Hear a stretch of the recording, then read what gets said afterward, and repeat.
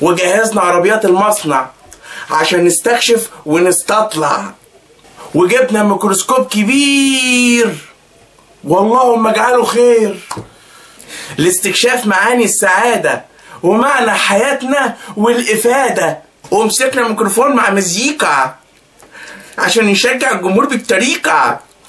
وقال أبو العقلين الذي لا يملك ولا مليم وعليه اقساط ليوم الدين: إن المال كل شيء ولكن كثرته ليست كل شيء.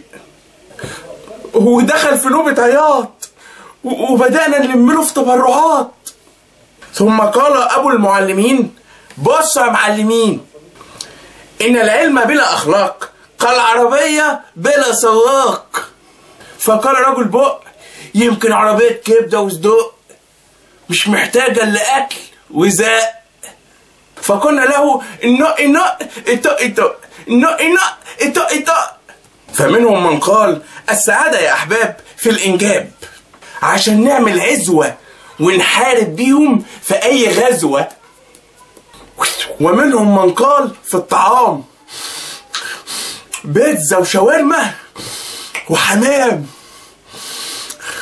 فأمسكت المايك وأنهيت الكلام وقلت: معنى الحياة إنك تملى الدنيا حب، هتطلع الضحكة من القلب، هتيجي السعادة إن شاء الله بشوية لب.